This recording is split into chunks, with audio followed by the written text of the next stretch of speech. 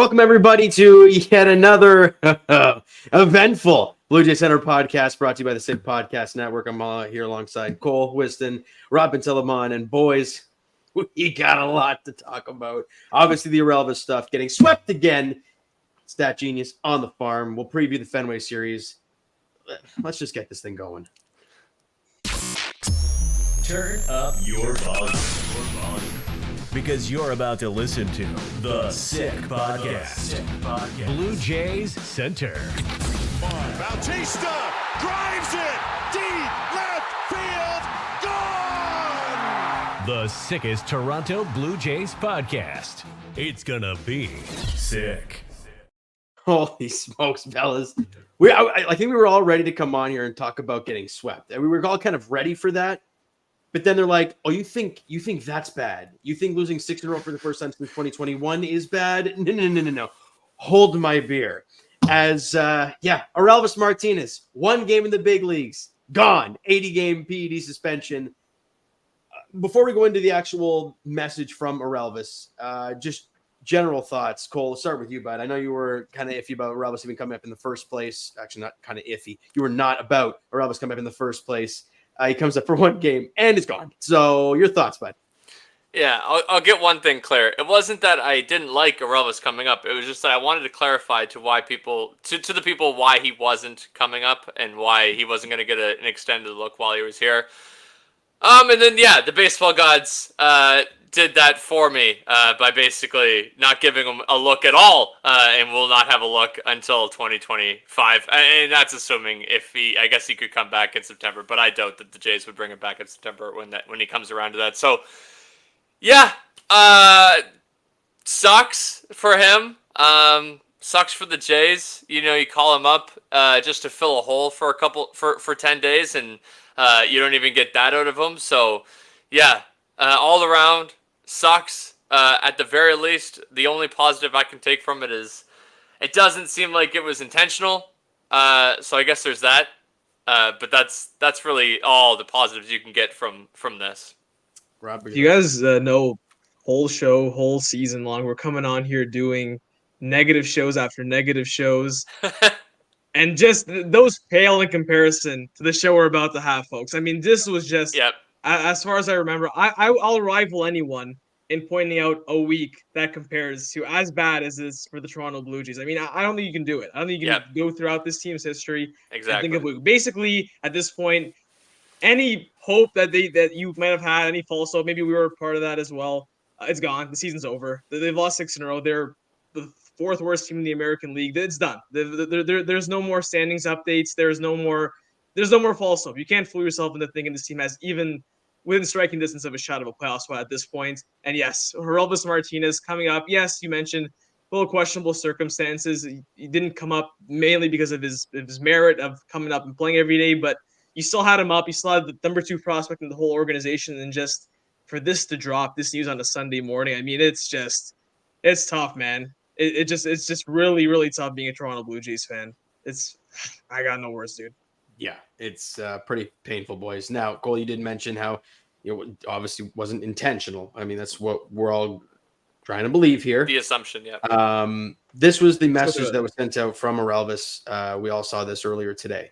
For the past 2 years, I've been trying to start a family with my girlfriend. During the off season, we visited a fertility clinic in the Dominican Republic, and after getting lab work done, we were prescribed a treatment which included a medication called, I'm going to guess, like Rejune 50. Unfortunately, Rejune 50 contains a banned substance called crap. I mean, we need Tyler on this, eh? Clompamine. Sure, you die, no doctor. But we wanted to keep this matter private, even within our family, and trusted the doctor who assured us this treatment did not include performance-enhancing drugs. Therefore, I made the mistake of not disclosing this to my team or the MLBPA. With that said, I took full responsibility for my actions and accepted my suspension. I want to apologize to my teammates in both Buffalo and Toronto, the Blue Jays organization, and most importantly, the fans who have supported me during my career. I will learn from this experience and come back to the field in September. So gathering that, how do we feel? Just like most professional sports, at the end of the day, it's unfortunate, but regardless of intention or not, you are held to a strict liability in terms of what goes into your body as a professional athlete, and you are responsible for whatever comes out of that. But you also have to think, and like I said, I don't believe he did it intentionally, but you do have to at least logically think to yourself, if you're having trouble with fertility, and you know that whatever drug you're going to be prescribed, in all likelihood, is going to increase your testosterone, then you have to assume that means that it's a performance-enhancing drug. I just think the logic behind the whole thing doesn't make a whole lot of sense for him to not get this drug checked when, quite literally, any drug that prescribes you to increase testosterone is, in all likelihood, going to be a banned substance in any professional sport. I think that looks bad on him, because it's of course your fertility drug increases your testosterone. Of course it's on the banned substance. But I'm also just curious, what that process is like. You're telling me that he walks up to the doctor, and the doctor doesn't know that he's, a professional baseball player. They don't have a list of ingredients and things and the banned substances that the MLB will not allow in the league.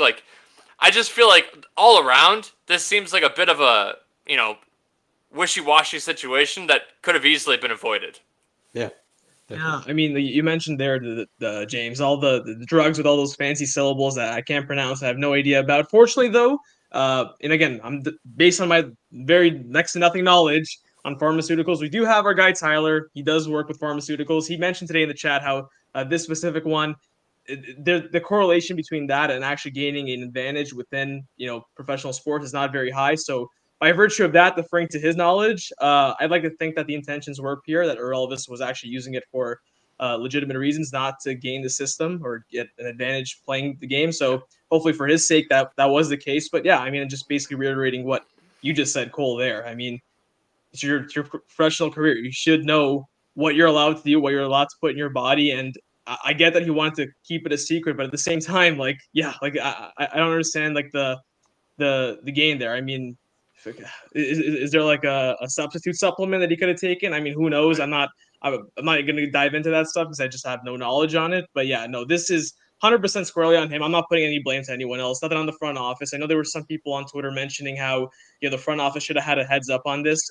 Actually, Shai Davidi clarified on Blue Jays Central pregame show today, because the first thing that came into my mind was a lot of things going on. I remember back when Chris Colabello tested positive, the example that everyone is cross-referencing, because that's the last time we saw a Blue Jays player get suspended for PEDs, at least a major league player.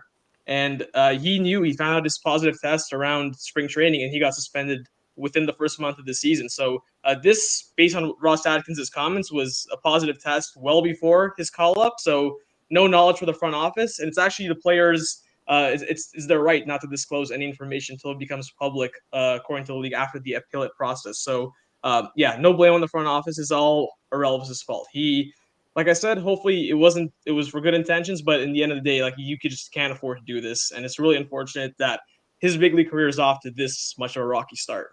Yeah. Do I have confidence in the front office? No, by no means do I have confidence in the front office.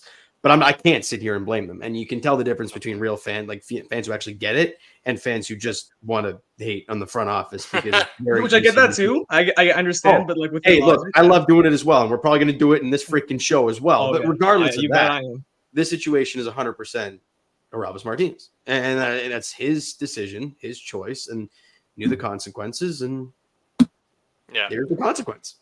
Just for anybody who is also curious, he is allowed to come back 15 games before the end of the suspension to play in the minor leagues to ramp back up. So if the Jays do have any intention of having him finish out the year on the big league roster, he can start at 15 games earlier than his suspension is calling for in the minor leagues to ramp back up once the 80 games is done, and he can come back and play for the big league roster in September.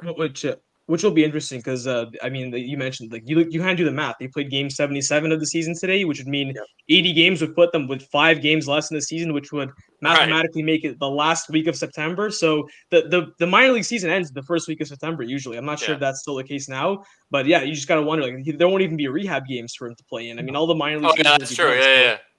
Yeah. So at this point, like you mentioned earlier, it might just be a complete write-off for 24, which, I mean, in all likelihood should be anyway. Yeah. Yep. Right. Do you think I mean, I don't know if this is possible for a guy that close to being, I guess, on the brink.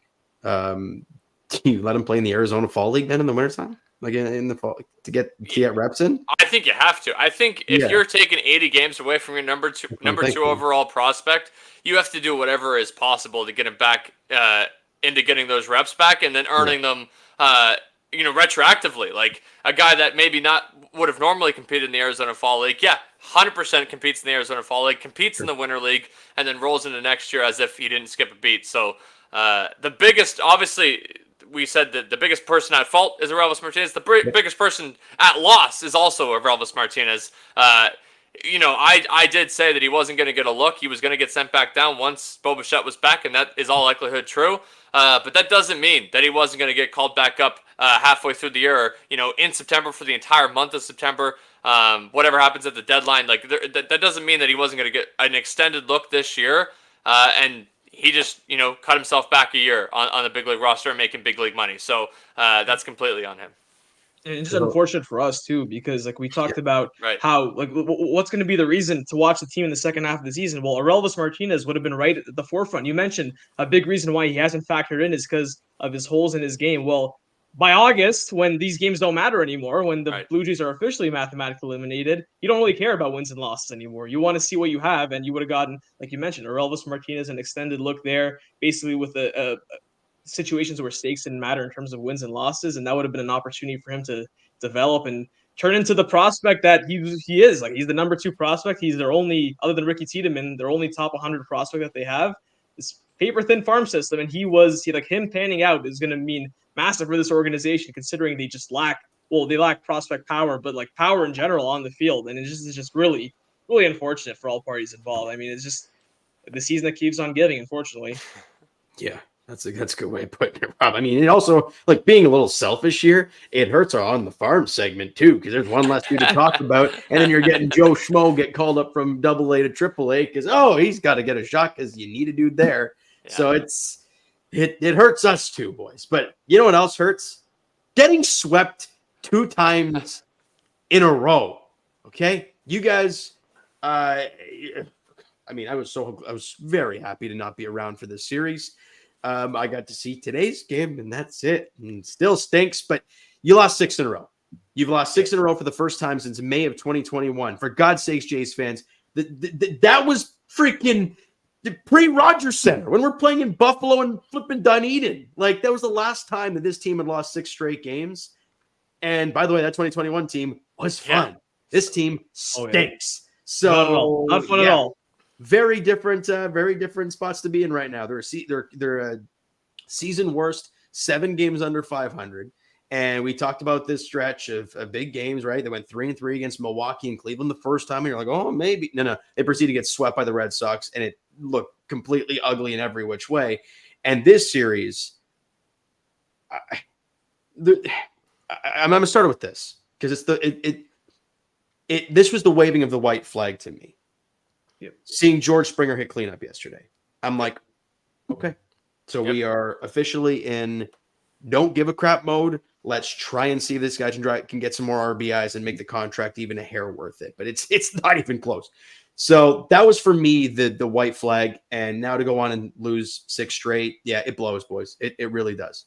Yeah. This was them walking the balance beam. This whole season has been, you guys know the balance beam, like that big thin beam that you just walk on, and like every step you're like, oh, about to fall off wobble. They got pushed over the edge. I mean, we saw it coming. We saw the writing on the wall. We were doing these podcasts about how they're still right there, and they were. Like last week we did a podcast. They were a game under 500, like 2 games out of a playoff spot. Like realistically, despite the fact that all the baseball we've watched has not been good, and we never felt confident about them making the playoffs really ever since March. If we're being honest, based on what we've seen so far this season. Yeah, exactly. And it's officially done now. It's officially, like, we knew that this was going to come at some point. We knew that it was going to come at some point during the stretch of big games against the better teams. And the Blue Jays, they showed what they are. They're just not as good as a playoff teams. They're not a good team. All the data that we had this season said that they were better than their record, that they were worse than their record. That even though they were right there in the mix of a playoff spot, they weren't that good. They weren't as good as a playoff team. Yeah. And yet finally now regression hit them in the face. Now they are at this point, like you mentioned, 7 games under 500, the 4th worst team in the American League. So this was the This should have been the series, and I don't want to speak on other fans, but at least for me, where like it's officially all right. These losses are numb to me now. The wins and losses, they no longer matter this season. 20 I would have predicted 2019 was the last time they lost 6 in a row. I thought they lost 5. I thought that was the most they lost in 21. And I thought, oh, how fitting, because for the first time since 2019, this team's not going to be playing meaningful games in August and September. And yeah, that's where we are. Yeah, I completely agree. I think that by all means, I think that the Jays were dealt a shitty hand when it comes to this gauntlet that we were going to go into. Obviously, the Jays have entered this gauntlet shorthanded, and that is by all means, like, we're not saying that that isn't the case. And if they weren't shorthanded, if they were at full strength, maybe we'd be having a different conversation today. But we had said from the get-go, about a month ago, 2 months ago, we said that this team did not belong in a postseason run unless things drastically shifted. So, it's about like the baseball gods and, fate deciding it for them. Whereas, like, yes, a bunch of injuries happened, but this is probably where you should have been. This is probably the best outcome for the Toronto Blue Jays in their future going into 2025. It is admitting to yourself that this team was not good enough to compete this year, and now we're in the end of July or end of June, and we can say to yourself, okay, sell off what we can, rebuild for next year, and figure it out in 2025. Like that, I think, is a better result for the Jays anyway. So, not that obviously I'm okay with getting swept a back-to-back series. For the first time this year, we talked about after that first sweep, we said that was the first sweep of the year, surprisingly to everybody, despite how bad this season's been. And then he gets swept again, which obviously is the nail in the coffin. So despite how much it sucks getting swept twice in a row, at least you can say to yourself, okay, now the front office should know where this team stands. And here's the issue. Here's the big issue with all this, and just to add on there. I mean, not only are they losing games and they're out of it, but the guys you mentioned selling off, the guys who you plan on selling off hypothetically in a sell-off scenario, it's just been a disaster. Jimmy Garcia's on the IL. Who knows when he comes back? I mean, that's obviously going to affect his trade value if he's not healthy by July 30th. Yusei Kikuchi is full on Jay Happing. I mean, for those of you who don't get that reference, I mean, this is a guy who has been such a reliable starter. Now, all of a sudden, a month before we have to pull the plug on a trade, he's pitching the worst he's looked since his first year, since that when we had to move into the bullpen and had the Trevor Richards opener games. I mean, this is the first time he's looked this bad extendedly since that. Another bad start today. Danny Jansen, he's a free agent, has an OPS in like less than 400 since late May. Like, this is almost a full month now where he's just been awful. I mean, I remember when we were in Detroit, he had an OPS close to 1,000. It's like in the 700s, like low 700s now. It's coming up. I mean, he's looked as bad as he's looked since. I mean, remember before he found his power pull surge. I mean, like early 2019. Right. Exactly. And then obviously Bo Bichette is injured. I mean, that's a guy I never thought he would get traded anyway. But George Springer, despite we all predicting a slow decline at the end of the year, at the end of his contract, at least he could have helped us in the slightest of being competent, so that we could at least sell him off for a $25 million price tag, or even if we ate some of that. But now it seems like a lost cause. And obviously, X equals Y, like obviously you have so many guys underperforming, you're probably going to be a bad team, period. But it's just like, at least in 2018, like J Happ was pitching well for you at one point until he started playing bad. And then you obviously had Marcus Stroman. If you remember in 19, he was having a great season, an all-star season when the Jays ended up moving him. Whereas this year, you don't even have that. I mean, hopefully, Yusei Kikuchi's build enough goodwill where teams will be willing to overlook this recent stretch. And Jimmy Garcia gets healthy. That's what you're hoping for. But yeah, right now, not even the prospect, the potential prospect poachers, the tokens, the trade chips, none of them are looking particularly great right now. Maybe here's the thing. Here's again, maybe a silver lining to that. Your trade market and your sell-off looks so bleak right now that maybe you're forced into selling one of the big ones. You're selling one of Bo Bichette and Vladimir Guerrero Jr. We said from the get-go that eventually that needs to happen. If you're not going to walk into 2025 season on opening day with one of them extended, they need to be sold off. And we've all been worried that this front office might very well walk into 2025, both of them not under contract, and then they'll be walking for free.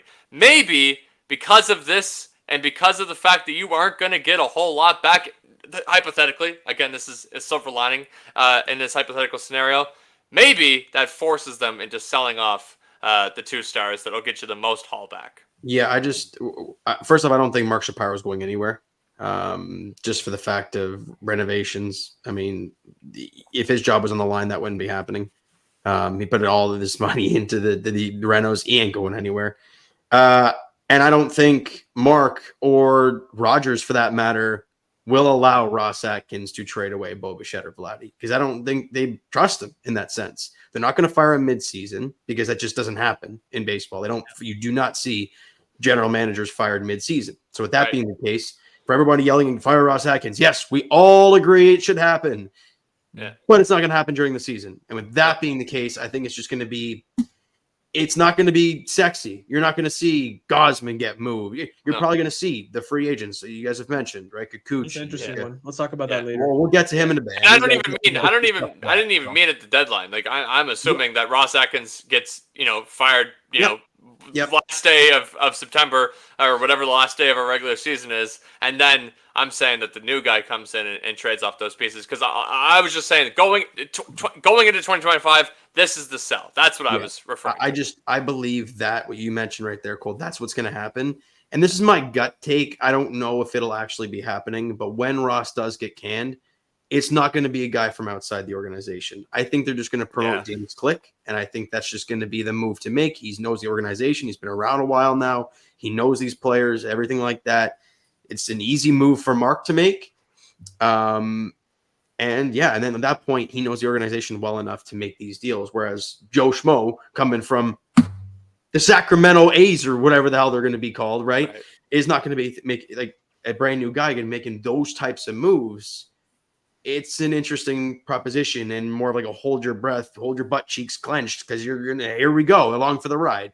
So that's my thought on what's going to end up happening. I don't know if it will, obviously, but, kind of get this thing over with. Get Ross out of here. Get a new voice. We can all kind of just take a breath and reset because right now we just all want blood. That's just kind of what it is.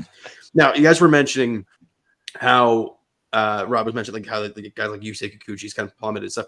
The whole team has just been putrid, guys. I mean, yes, you've lost 6 in a row. You're going to be bad. Except for those Buffalo guys. We'll get to them. And that's the only positive of the show. Yeah, I was going to bring up some positives. Yeah, there'll be one. Is every single game except for one in this stretch, you've allowed at least 6 runs. Yeah. And that was the game where you were, I think, leading 3-2 late and blew it. So, yes. But other than that, like you've allowed a lot of runs. Other than today's game, where again you still lost, you've scored 3 runs. You haven't scored more than 3 runs in 5 straight before today. Like it's just not good. Your team's just not good. So yeah, it's painful, boys. It really is. Now, Rob, this is. I mean, we'll talk about what you want to talk about later, but I just want to wrap this whole stretch up by saying, the offense. You look at the numbers. I mean, they haven't been that much worse than they've been all season long. I mean, this has been the offense that we've seen. Right. Yeah, you can't hit with the runners in scoring position. Yeah, they don't score in the first inning. Yeah, they got no power. I mean, they did have a little bit of power in this Cleveland series. I'll give them that.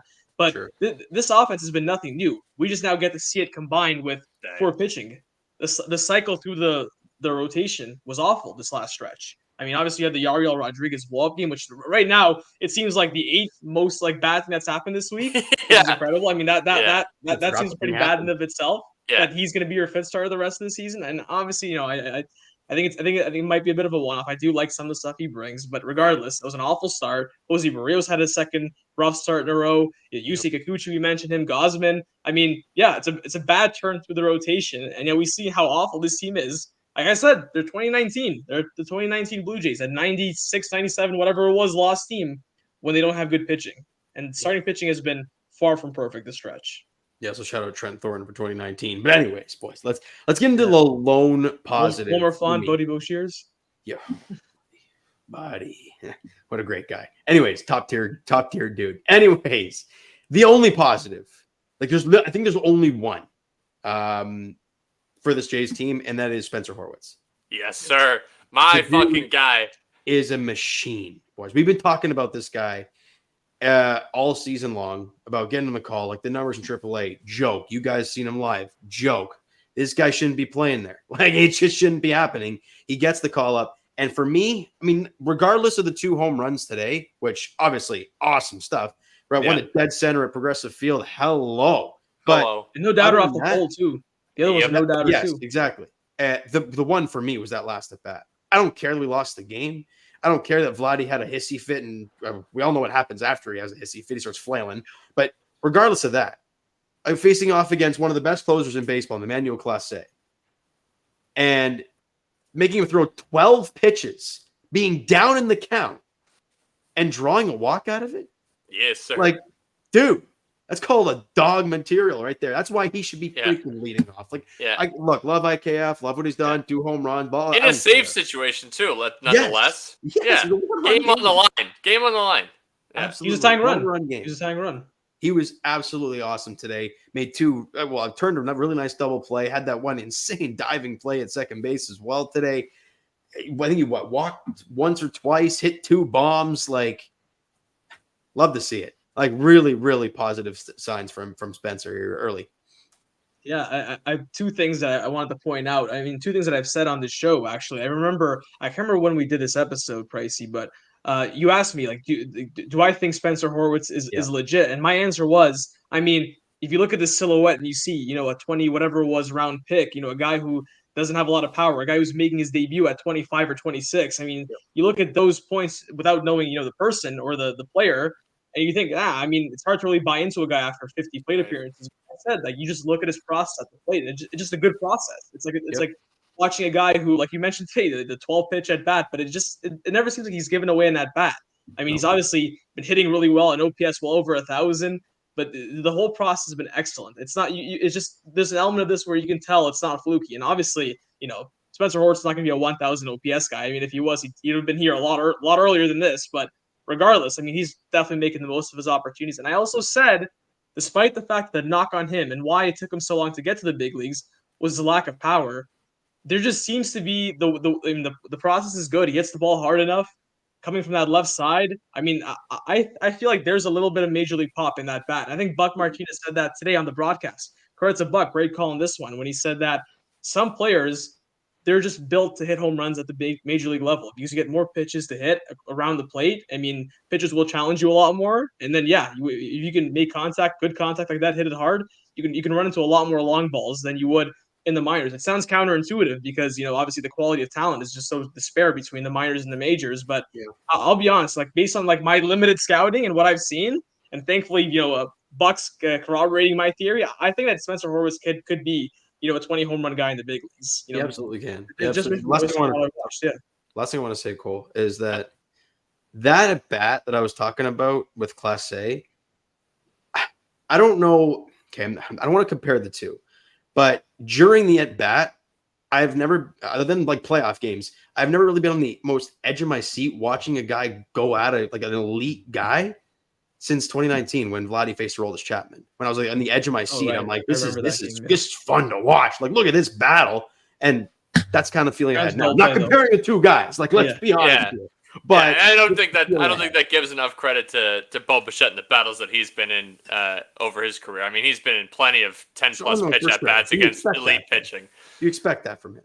I know. I'm just saying. I think it's not giving enough credit to who has been our best hitter over the last 4 years, other than this year. For Spencer, coming into today, Baseball Reference isn't updated yet. He is definitely nearing 1,000 OPS. Going into today, it was an 840 OPS. It's over today. It's confirmed. Okay, because like OPS plus of 145 plus, and that's going obviously into today. So today obviously would have skyrocketed that. 7 walks to 5 strikeouts. That's what he's done through his first 45 today. Two walks. He walked twice today. Right, exactly. And I assume he didn't strike out today.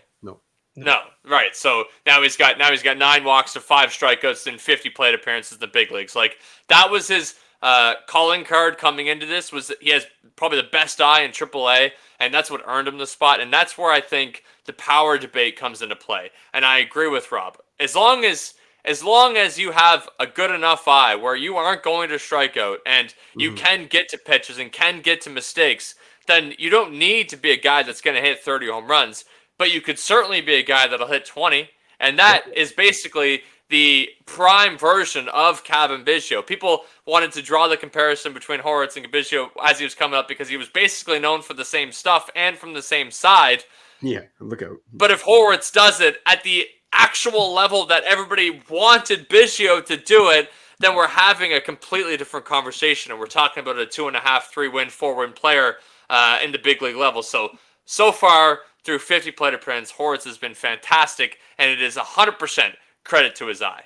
The one thing It's just so frustrating watching this team too. Like, remember how they were struggling and we were talking about like they just need offense? Well, you literally dropped in 2021 Vlad for 2 weeks into the lineup, Spencer Horwitz, and it still hasn't made a difference. Like that's just how like this helpless this lineup is. But anyway, continue. That's funny. No, you just mentioned Kevin Biggio, and I'm like, look, I just enjoy watching Spencer because he doesn't look scared shitless at the plate. Right. He can get 95 plus. You'll swing the bat? Well, that's off the shoulders, bud. No pace today. So it's a great thing to see. Great thing to see, boys. Now, okay. Got to get back to miserable because that's what this team has done to us. Rob talked about Kikuchi and how it's just a miserable time for him right now and at the worst possible time. And it's pretty painful to watch. Kevin Gausman, on the other hand, it's not been good as well. And we've all tried to do the thing where after one good start, you're like, oh, okay, oh, maybe, no. And then it falls apart again. So, Rob, got Stat Genius for us, bud. Let's see what you got.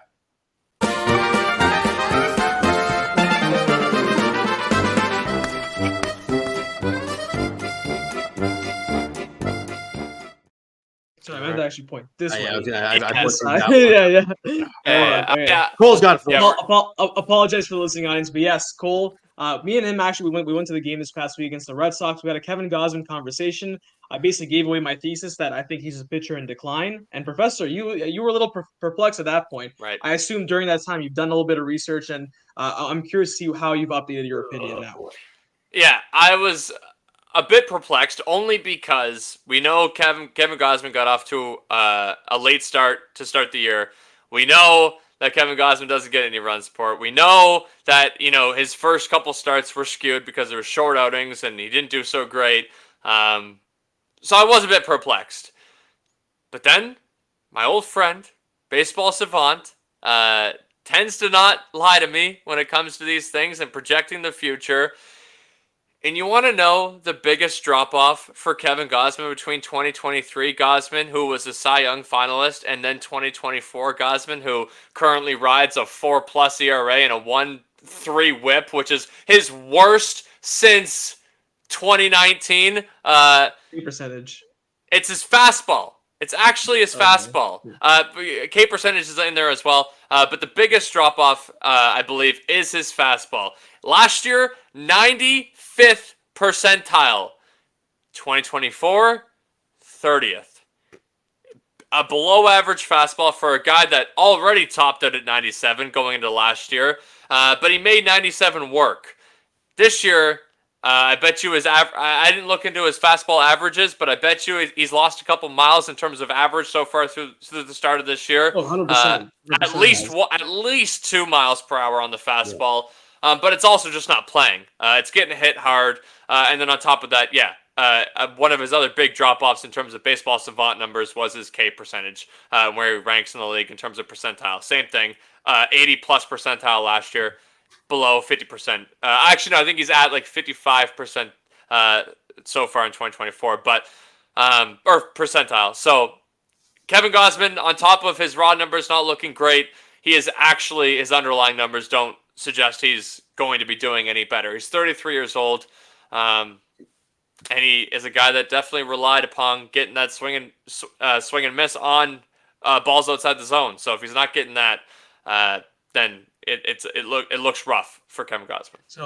So when the Blue Jays signed Kevin Gausman, if you guys remember, and obviously we all love the deal, and you should. I mean, Kevin Gausman so far, this deal's been you 1,000% do it again. If you're in that same position, you 1,000% sign up for it. It's still great value even now that upon this data. But I mean, one of the things that we were a little dubious about, if you guys remember, this was, coming up on, it was 2.5 calendar years ago, but like 3 real seasons ago, was that you're bringing in a 2-pitch pitcher. You're really a guy that has 2 great pitches to the AL East. I mean, and everything that you worry about with 2-pitch pitchers is that, well, obviously they're both great pitches because, how are you going to survive? How are you going to be that great as he's been if they're not great? But when one of them goes awry, especially the fastball, all of a sudden, what's next? The splitter, a big reason why it was so elite is because it plays off, 95, 96, like you mentioned, Cole.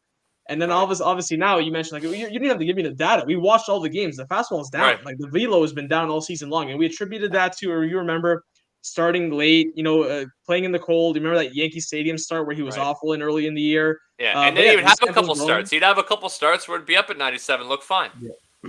Right. And all of a sudden, you look, it's no longer a small sample. We're half a season's worth of data in.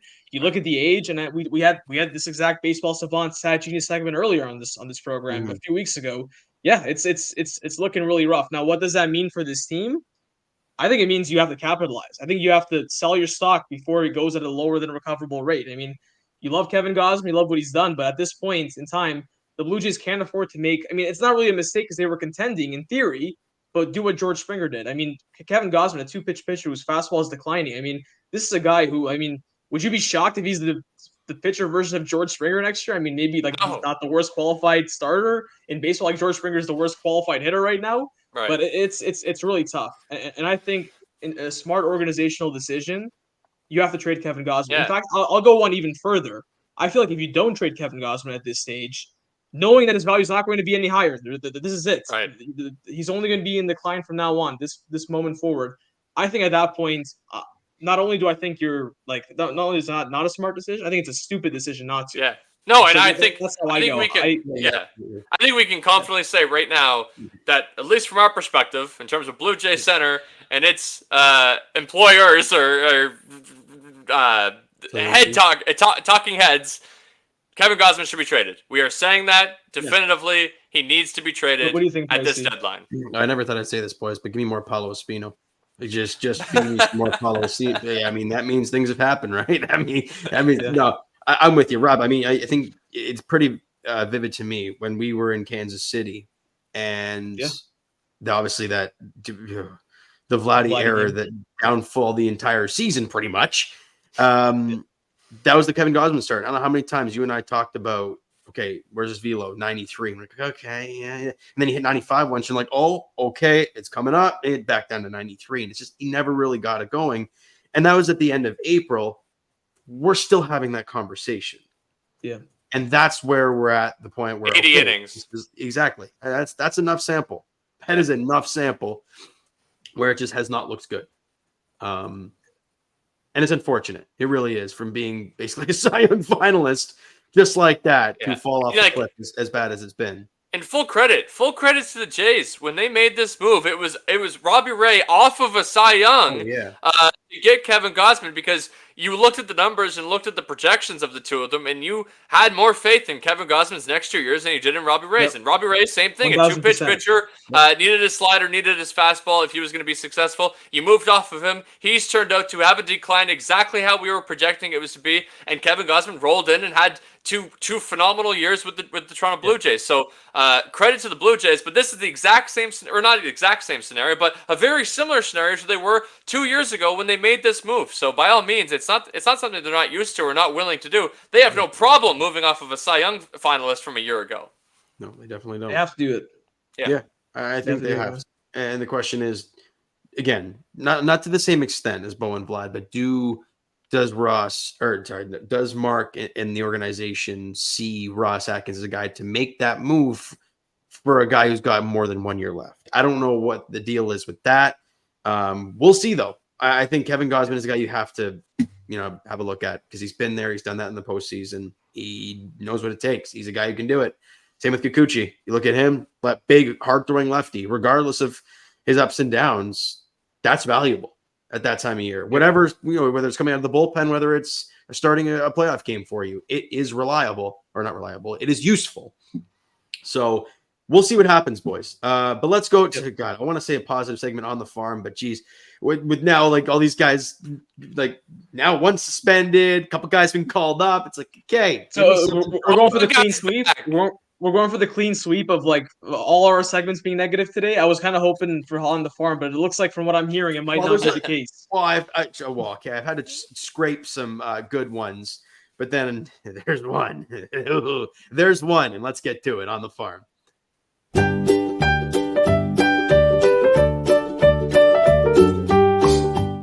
All right, so I was going to go negative thing last, but I'm like, you know what? Screw it. Let's rip the Band-Aid off of the stupid thing. Get the positives to end off the segment. And Eric Swanson, boys. I mean, there hasn't been talk about him recently, right? No one's been talking about him because he's been down. Rob was right. This is Holy crap. He pitched, was it today? Went a third of an inning, allowed 4 hits, 6 runs. I believe all of them were earned, a walk and a bomb. Yep, 1 out in AAA. Yeah. It has been an awful start to his little Buffalo tenure for Eric Swanson. Yeah. Robert's right. I'm ready. He was right. The Eric Swanson we saw at the beginning of the year was cooked. And for a guy that had a questionable track record, to say the least, going into us acquiring him for Teoscar Hernandez, the volatility has hit a wall. Yep. And for the record, for those of you who are confused, let me explain the context. Obviously, Eric Swanson coming up, having a difficult start to the season.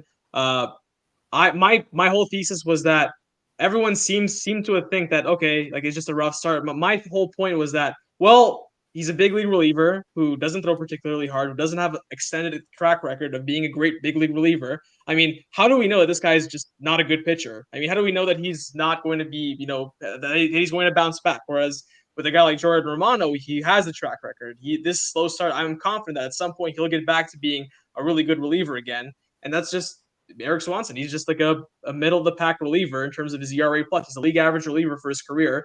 And that I knew that something like this was on the table. Obviously, I didn't predict he'd be unplayable in AAA. I mean, this is a whole new level. At this point, you're might as well better off DFAing him, creating a roster spot for somebody. I mean, I don't know who that is, but like I didn't think he'd become this, but I thought that it was in play that he would be a non-effective reliever. I think that's in play for anyone who doesn't have a track record of being a high leverage, long inning reliever for many years. And Eric Swanson fit that category. That's where this point came from, for just to give the audience some context. Yep. This is where I don't understand. If, like you mentioned, possible DFA. I mean, if it keeps down this road. I mean, you got to. I think we're on the doorstep of it. Right, and if that's the case, if Ross Atkins makes it to next year, which I don't think is humanly possible. I just don't think you can't sniff that. No, and even if from a front office, even from an upper executive point of view, you look at it and you go, yes, we can all acknowledge you've had a good tenure, but we're here. Like it didn't work. The window's closed. Right. Like regardless of how you feel about his tenure, you can agree that it's come to an end. Like we've done it. We've seen it. It absolutely does. And it's just the fact that so many of these moves have ended up with just nothing out of it. Absolutely. Look, Rick White. Like, and we that's all not know his, how that thing played out. that's not his fault. Right? You know what I mean? Like, we don't have to. No, like, but I'm trying to get at people. I think have a hard time. I think they have a hard time, comparing the two. I think they have a hard time acknowledging the moves that he's made and the process of getting there, and the hits that he's had, and then the misses that he's had. I think they have a hard time, assigning the blame. Where it's like, we can acknowledge that Ross Atkins has had a fantastic tenure as a Blue Jays general manager and has done wonders for this franchise in terms of historical precedents. But it's been long enough, and without a playoff win to show for it, sorry, like you were good, but not great. Yeah, you've had 2 playoff runs. Okay, sure, 3 if you want to count. Okay, all right. But the 2 real playoffs, and one of them you scored 1 run. So, and the other one you blew was it an 8-run lead? Yeah, the largest road playoff lead, the largest road playoff comeback in the history of the MLB. Right. So you're sitting there with that, and now your team looks like this, and they're not very good. So, with that being the case, let's get to the positive side of the youngins. Or unless you want to keep going, Rob. Oh boy. I was just gonna say that one last thing. I mean, I'm just trying to live in the world. There's got to be a universe out there where J.P. Crawford ball just carries a little bit more right into the glove of Springer. There's no collision, and they win that game. I mean, how different would this? I mean, how different would this franchise be? I mean, there is the world where they just lose the next game in Game 3, and then that they're eliminated and they're really in the same spot. But game. I mean, same at least would have won a game. Same and thing. Really, like this decline in terms of this team, like not looking like a World Series contender anymore. Mm-hmm. That offseason, I mean, we all point to that 2022 offseason heading into the 2023 season where they just had more holes than they ever did prior to that, and that whole rebrand, that whole team shuffle, that was detrimental to them. And I mean, you just got to think that, I mean, you look back at it. I mean, that team had issues in 2022. Yeah. Right-handed. There were some issues with that team, but they weren't perfect. But I mean, it definitely looks like an overcorrection in hindsight. Oh And yeah, I mean, and that's the thing. Like yeah. that's what Ross Atkins has to hang his hat on. Is his biggest splash in terms of a philosophy changing outcome was that year, was that offseason. It was like, you know what? We're done with this power team. We're done with the team that hits homers and, can't defend a baseball and can't play. We're done with it. We're going to move to an all defense team and see what happens. And unfortunately, it didn't work. It didn't work for him. Just overcompensated. I will also say a big reason why we got, and I didn't mean to derail the conversation to this rabbit hole. You derailed it, it's already gone. We're already off the rails here, but just go for it. I apologize. But I think a big reason why that didn't work out is because they built a lineup on the sole purpose of number 27 being better than he actually has been. Yeah. So I think that has to do with it as well, too. That played into the role. It doesn't also help that Bobichet's been a shell of himself this year as well. It's just been Vladdy was never going to hit 50, and if they thought that... As much as we complain about Vladdy, his floor has been, like, leaps and boundaries better than this Bobichet season. Yeah, anyways, no doubt. on the farm, we're talking about the future. A few positives to take away from it. Some are like, I had to squint and call it a positive. Like, hey, Rob, you and I talked about it a couple weeks ago, how Arjun DeMello was on a development list. We're like, okay, what does this mean? Like, its numbers in Dunedin and A-ball weren't great. So we're like, okay, what does that mean? Well, he's back playing now, so that's a good sign, I guess. But he's in the Florida Coast League. Now, is this just kind of like a build them back up type of thing, or is this just, hey, you were crap here, so let's put you here first? And he's done well there. Like, again, only 6 games, but he's got an OPS of 1,200.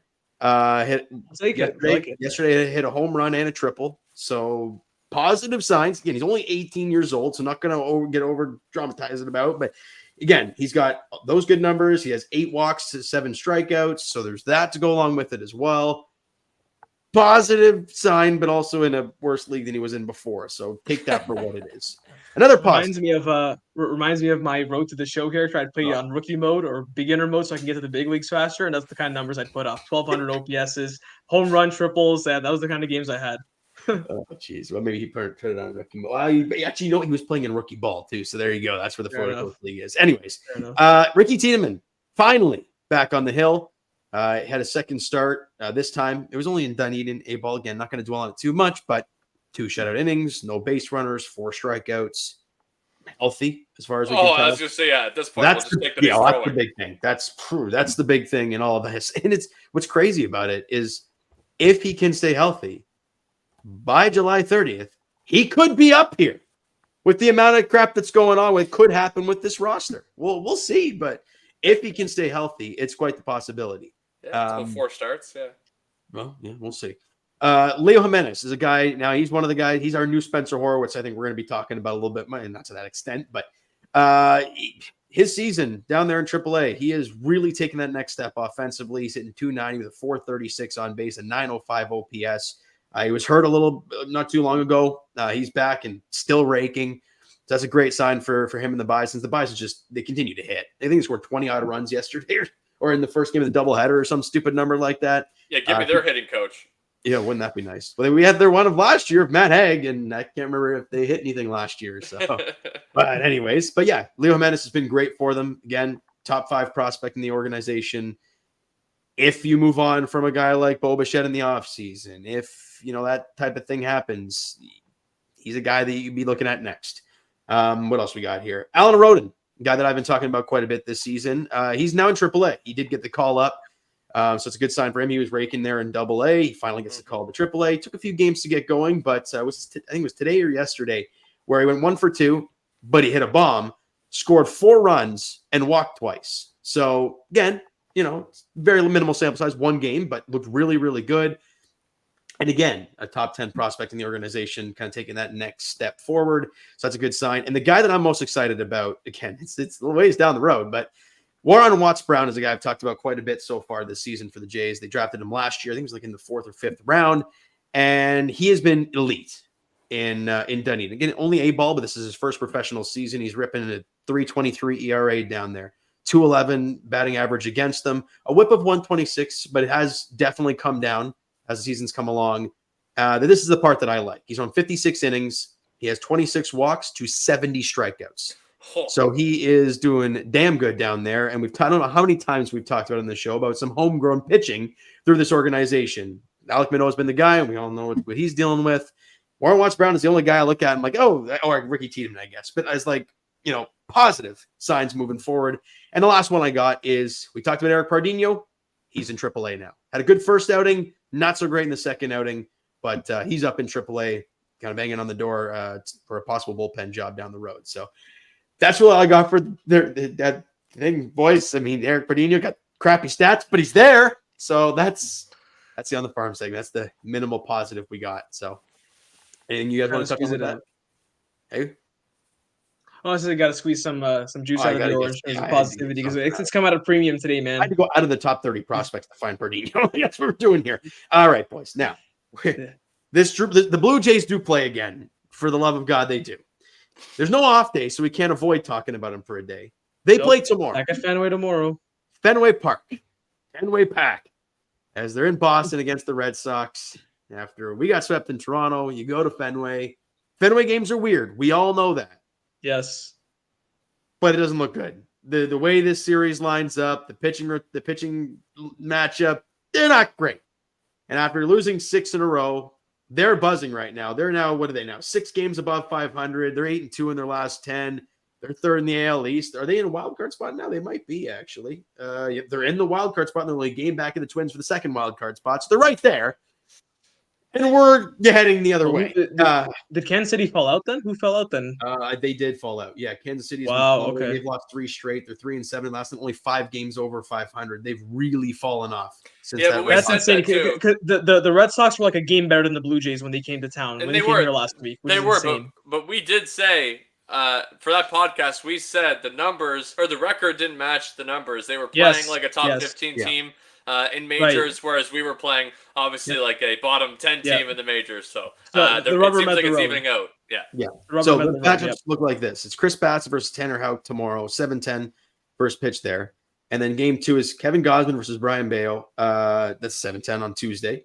And the finale is Yariel Rodriguez versus Cutter Crawford. So, yeah, that's the pitching matchup there, boys. It doesn't look great. I mean, if they win one, I want to say if they win one, great, but I'm like, no, it doesn't matter. It doesn't matter. No. Rob said it, and we're not going to dance around. I'm not going into a game hopeful for a win, and I've gotten to a point watching these games where if they allow a run, I'm just like, okay, hey guys, whatever. At this point, even when the ball game is over, when Spencer Horwitz went deep to give us a 3-1 lead, all I did was one of these. So I'm like, it's Spencer Horwitz. At least I care, right? Exactly. But, we're just looking for redeemable qualities within the individual players. The last thing I want to say before I wrap it up, you guys can touch on something else. I just had to pull up here to see where the Blue Jays stand in all of baseball, standings wise. There's only 5 teams worse than us. Oh yeah. Wow. Yeah. Okay. Yeah. The Rockies, the Marlins, the White Sox, A's, and Angels. Yeah. That's it. Yeah. So basically, you're saying that the MLB version of Wemby, the MLB version of Trevor Lawrence is in sight, the first overall pick. Sure. Yeah, you're not going to see for like 4 years. Yeah, and it's definitely not going to. It's definitely going to pan out perfectly. Number one picks have been friggin' feisty over the last 5 years. Adley Rutschman being one of them. So also let's not diminish the number 1 pick in baseball anymore. It's starting to get where those guys within a 2-year sample, get to the big leagues and can produce. It's quite possible, but there's also the ones like Spencer Torkelson, who's now down in AAA for Detroit. So let's. He's been good though. Also unfortunate too. That like this pick, the Blue Jays would get this quote unquote top 5 pick. That it won't come until next year. Right. Yeah, so June draft. We'll have to wait at least at the very least, even if he's on the Paul Skeens trajectory of coming up within a season. I mean, it's going to be 2 years. That's why it was crazy for a team like the Baltimore Orioles when they started to really turn the corner and get really good. Like the year Adley came up and they pushed us a little bit, and they're like, damn, they're right on the door. They had like the number 1 overall pick that year as well, and you're like, holy shit, like this is crazy. Right. So yeah, that's what it takes. And he drafted Norfolk Tides future Hall of Famer Jackson Holliday with that pick. Let's not forget that. All right, well we're gonna wrap it up with that. Get Oriole fans nice and frisky before we call it a night, boys. Talking about nice and frisky, the Blue Jays are not that. But boys, we are talking on the show We are. because we got to let it all fly. Cole, Rob, it's been a blast as always, boys. And we'll be back on Sunday. So what day is today? Holy crap, today's Sunday. Thursday, recapping this 3-gamer against the Red Sox at Fenway. We'll see how it goes, buddy. We'll see. Go Jays. Go Jays. And that's a wrap. Hope you don't miss us too much until next time. Follow the Sick Podcast Blue Jays Center on YouTube, Google Play, and Apple Podcasts.